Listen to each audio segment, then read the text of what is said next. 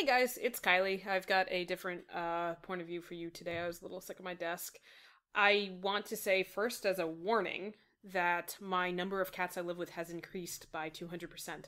So if you hear any slamming of cabinets or anything like that, that's because my sister's cats are fucking velociraptors and they're able to open them and tend to do it at the most inopportune times. Yep, that's one of them cheaping.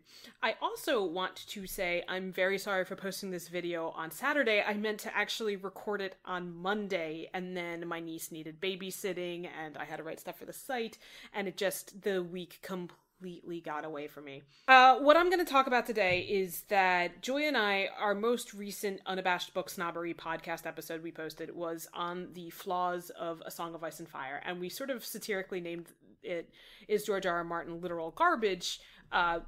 We had the conversation, we posted it, and then we pretty much immediately got really, really negative feedback. And, you know, there was some positive feedback too, but when overwhelmingly people are having issues with how you're approaching it, then you need to dig in and examine why people are having issues and approaching it. And what I was seeing, especially the biggest criticism, is that Joy and I were very, very dismissive of problems, and particularly for race and racial representation, where it's two white women talking about flaws. Like, that is not our place to be dismissive, and, like, what the fuck is wrong with us? And, you know, what we had tried to do is sort of laundry list the flaws, be like, these are flaws, but here's how we engage with it. And here's maybe a reason why they might exist, because Martin is a conscientious writer in a lot of ways. And what that ended up sounding like was basically like, this is bad, but you can kind of apply it to this very nice takeaway, so that's good. And of course that's dismissive. Of course that's dismissive of anyone who's upset by anything they were reading about. And what's funny is the only thing where we didn't do that was when we were talking about his scene between Danny and Erie, and I just got really fucking pissed, and I was like, I'm sorry, nothing justifies this, because as a queer woman reading that scene, it was like, this is just a new kind of bullshit, and we don't have to pretend that there's a kinder exchange. Like, this is just bad. So yeah, like, that should have kind of been a clue, like, hey, you guys don't experience racism. I mean, there's anti-Semitism, but like, the way people experience anti-Semitism is completely different from racism, especially in America, and there's no denying that I am racially privileged as a white woman, so, like, that's another thing.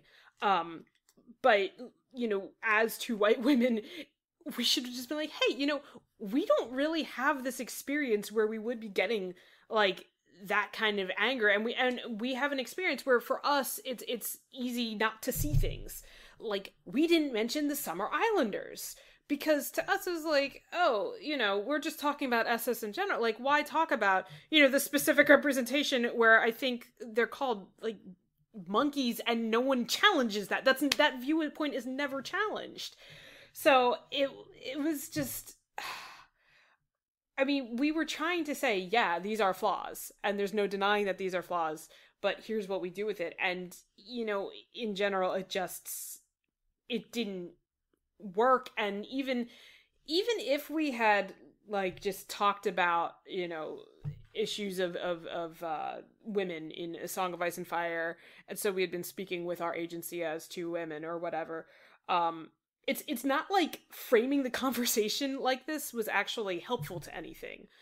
What it actually ended up sounding like is that we weren't really willing to dig into Martin not being as successful as a writer in a lot of areas as we find him to be. And I think, you know, there's a lot to that we weren't really willing to challenge our sort of love of him, even though it's just his works that we've been engaging with. And yeah, you know, I've been, like, reflecting a lot on all these flaws, and in some ways, I think Game of Thrones has kind of, like, blinded us, because Game of Thrones is so obviously bad in so many areas, and it's also pretty clear that D&D, like, they don't really have anything to say with their show, and they don't seem to care about it. This is why Julie and I do those retrospectives, because on a Watsonian level, character arcs, like, character actions make no sense. On a Doylist level, there's really, like, character arcs don't mean anything, or they repeat themselves, and the only takeaway we can get is, like, the world sucks, or, you know, be an idiot, get a kingship. Like, so when you have something that's just like this steaming pile of shit where the creators seriously don't care anymore, and it's based on a book series where Martin does have something to say, and you can really think he's unsuccessful in how he says it, but he at least has thought, it just kind of becomes easy to be like, well, here's why it's different in the books, here's why it's okay in the books, but that doesn't mean that the books are free of racism and sexism and ableism. There's another thing too, that Martin is, like, his pattern, if you look at him chronologically, is getting better with some issues.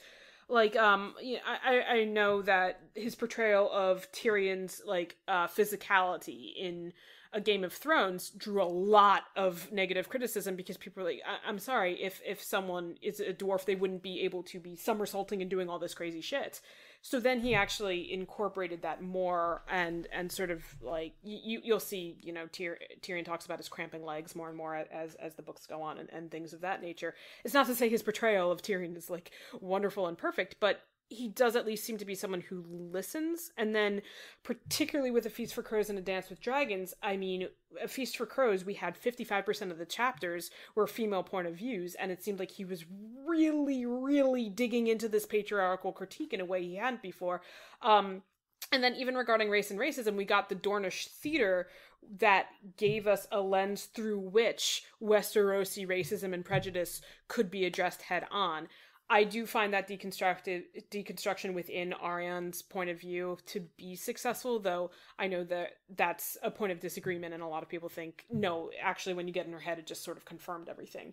And that's, you know, I think that's where we can have a spirited debate.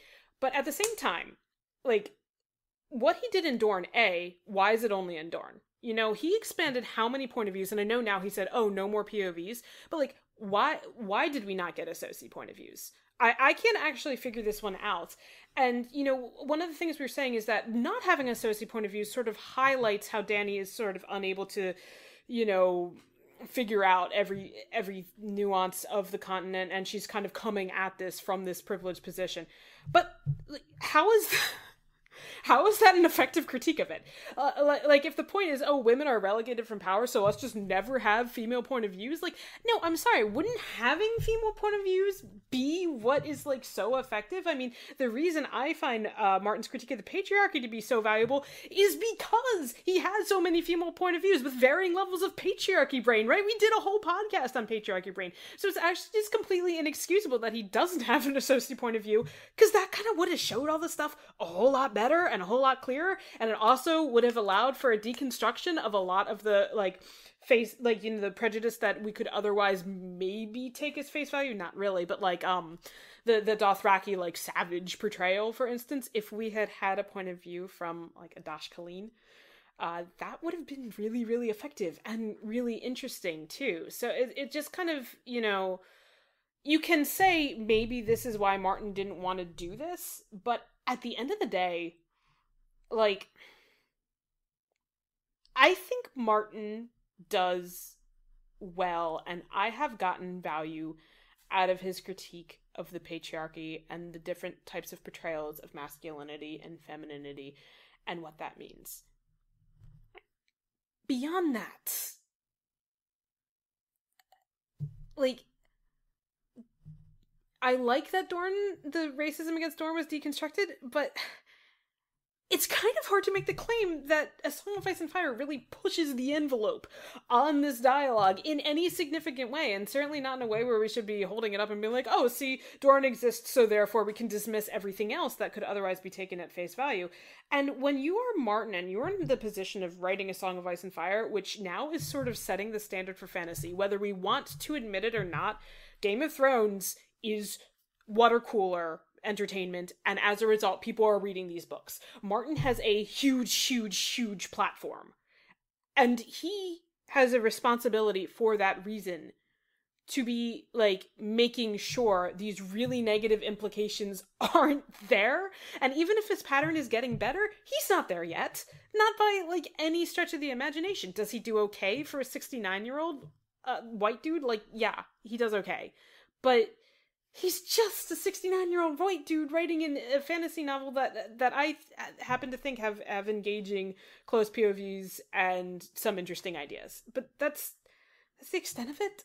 And I really, ever since receiving this feedback, it's kind of been like a little bit falling out of love with the series. I still like it and I still gain a lot out of it, but I'm realizing more and more that's because of what I've put into it.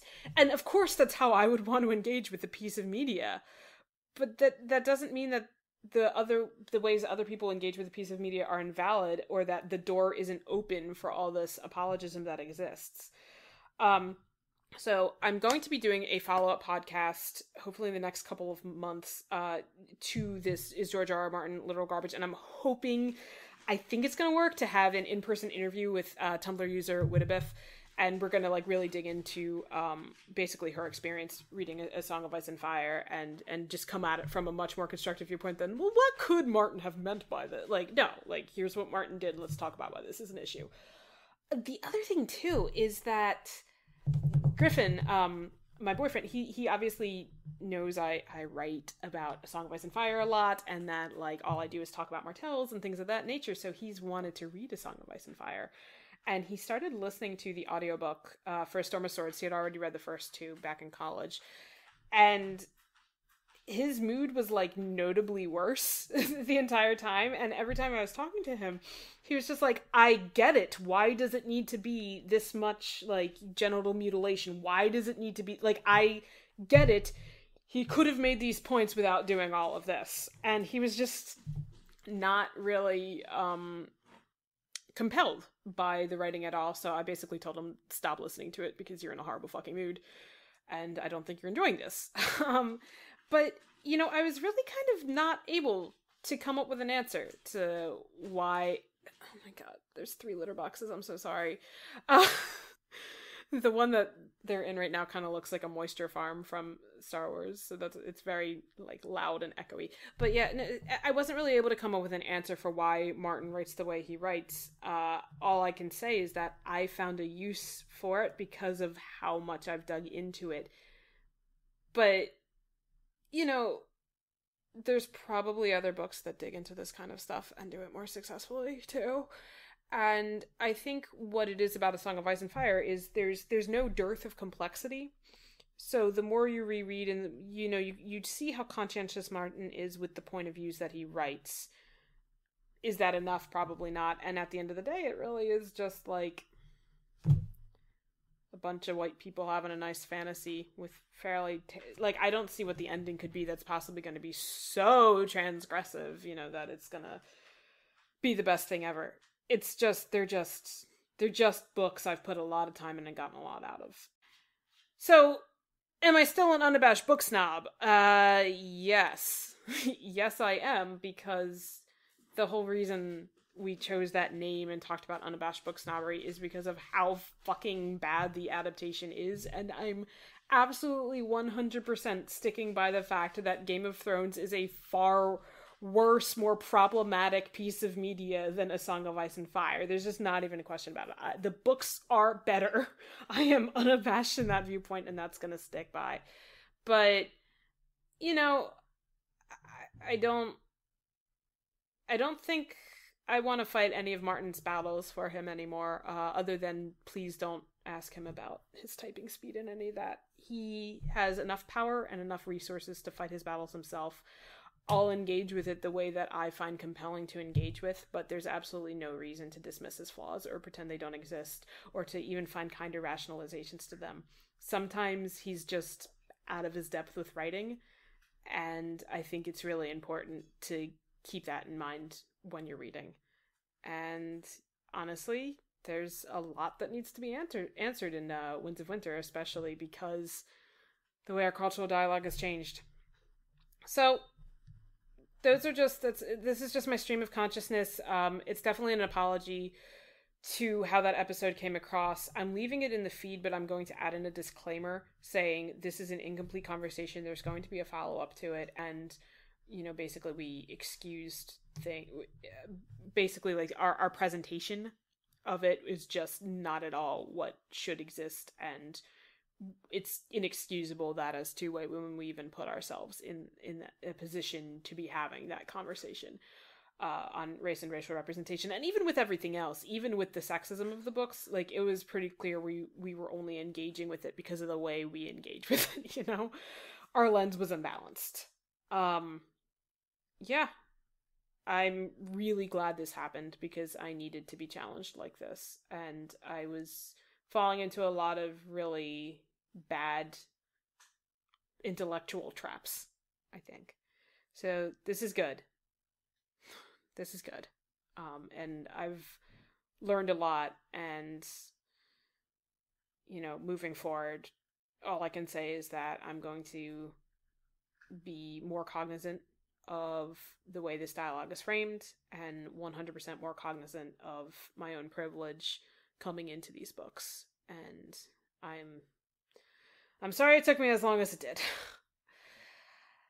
Yeah.